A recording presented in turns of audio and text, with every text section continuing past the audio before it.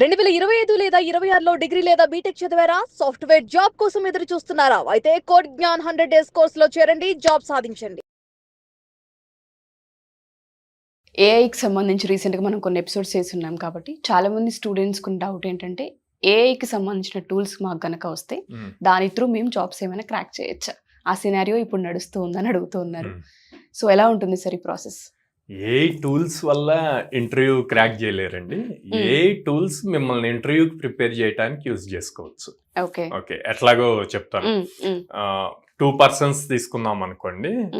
For suppose person A person B అనుకుంటే, person A person B ఇద్దరు BTech complete చేశారు. Okay, ఇద్దరు ఏని నేర్చుకుంటున్నారు.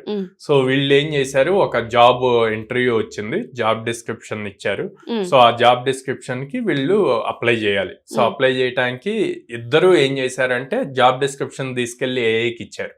ఏఐకి ఇచ్చి రెజ్యూమ్ ప్రిపేర్ చేయమన్నారు. Okay, let's say person A resume prepare చేయమంటే ఆ జాబ్ డిస్క్రిప్షన్ కి తగ్గట్టు రెజ్యూమ్ అన్నది క్రియేట్ అవుతుంది. సో ఆ రెజ్యూమ్ తీసుకెళ్లి అప్లై చేశారు. ఓకే, పర్సన్ బి ఏ టూల్ కి జాబ్ డిస్క్రిప్షన్ ఇచ్చి, నాకు ఈ జాబ్ డిస్క్రిప్షన్ లో మెన్షన్ చేసిన దాంట్లో ఈ స్కిల్స్ వచ్చు, నేను ఆల్రెడీ ఈ ప్రాజెక్ట్స్ చేశానని కూడా చెప్తాను అనమాట. అప్పుడు తనకు వచ్చిన స్కిల్స్ ని బేస్ చేసి, తను చేసిన ప్రాజెక్ట్స్ ని బేస్ చేసి రెజ్యూమ్ అన్నది బిల్డ్ చేస్తుంది ఏఐ. సో తిను ఇద్దరు ఏఐ బిల్డ్ చేసిన రెజ్యూమ్ నే అప్లై చేస్తారు. తినికి ఇంటర్వ్యూ కాల్ వచ్చింది పర్సన్ ఏకి. సో తిను అటెండ్ చేస్తాడు. వెళ్ళినప్పుడు వాళ్ళు రెజ్యూమ్ లో చూసి క్వశ్చన్స్ అడుగుతారు.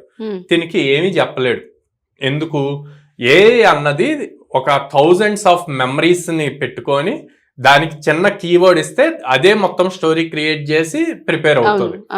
కానీ ఇక్కడ తిను జస్ట్ జాబ్ డిస్క్రిప్షన్ ఇచ్చి రెజ్యూమ్ ప్రిపేర్ చేయించాడు, తనకున్న స్కిల్ సెట్ ఇవ్వాల. సో ఇంటర్వ్యూకి వెళ్ళినప్పుడు ఇంటర్వ్యూలో మాక్సిమం రెజ్యూమ్ లో ఉన్న దాన్ని బేస్ చేసి క్వశ్చన్స్ అడుగుతారు. సో తిను అది ప్రిపేర్డ్ అయ్యలేదు. సో తిను చెప్పలేకపోయారు. అదే పర్సన్ బి వస్తే జాబ్ డిస్క్రిప్షన్ ఇచ్చాడు, జాబ్ డిస్క్రిప్షన్ తో పాటు తనకేమొచ్చు అన్నది చెప్పాడు, దాన్ని బేస్ చేసి రెజ్యూమ్ బిల్డ్ చేసింది. ఆ రెజ్యూమ్ అప్లై చేశారు. సో దీనికి ఎప్పుడైతే ఇంటర్వ్యూ కాల్ వచ్చిందో, మనకి ఎప్పుడైనా ఇంటర్వ్యూ కాల్ వస్తే maximum 48 hours minimum 48 hours gap ఉంటుంది. ఈ 48 hours లో తినేం చేశాడంటే, ఏదైతే రెజ్యూమ్ ని అప్లై చేశాడో అదే రెజ్యూమ్ ని మళ్ళీ ఏఐకి ఇచ్చి, ఓకే నేను ఇంటర్వ్యూకి అటెండ్ అవ్వబోతున్నాను సో అండ్ సో కంపెనీలో, సో ఈ రెజ్యూమ్ ని బేస్ చేసి నువ్వు ఇంటర్వ్యూర్ గా యాక్ట్ చేసి నన్ను క్వశ్చన్స్ అడుగు, నేను ఆన్సర్ చేస్తాను, నేను మిస్టేక్ చెప్తే గానక నువ్వు మళ్ళీ దాన్ని కరెక్ట్ చేయి సో అని చెప్పాడు. సో అట్లా అప్పుడు ఆ రెజ్యూమ్ ని ఏ ఇంటర్వ్యూర్ గా యాక్ట్ చేసి క్వశ్చన్స్ అడుగుతుంది, తిను ప్రాక్టీస్ చేస్తాడు, మిస్టేక్స్ ఉంటే కరెక్ట్ చేస్తుంది. సో ఆల్మోస్ట్ ఏ అన్నది ఎంతో తరోగా మనల్ని ప్రిపేర్ చేస్తుంది. ఇంటర్వ్యూకి వెళ్తాడు, ఇంటర్వ్యూలో వాళ్ళు అడిగిన క్వశ్చన్స్, ఈ ఏ అడిగిన క్వశ్చన్స్ ముందు చాలా సింపుల్ గా అనిపిస్తే కాన్ఫిడెంట్ గా ఆన్సర్ చేస్తాడు, జాబ్ క్రాక్ చేస్తాడు. సో అందుకే ఏని ఎప్పుడూ కూడా ఏ యూజ్ చేసి ఇంటర్వ్యూ క్రాక్ చేసేదా కాకుండా ఏని యూజ్ చేసి ఇంటర్వ్యూకి ఎలా ప్రిపేర్ అవ్వాలి అన్నది ఇంపార్టెంట్. ఇప్పుడు చాలా రీల్స్ వైరల్ అవుతున్నాయండి. మనం ఆన్లైన్ ఇంటర్వ్యూస్ జరుగుతున్నప్పుడు బ్యాక్ సైడ్ నుంచి ఏని యూజ్ చేసి వాళ్ళు క్వశ్చన్ అడుగుతుంటే మనం ఆన్సర్ చదివేట్లు, అట్లా మిస్టేక్ కదా, చాలా రాంగ్ అది.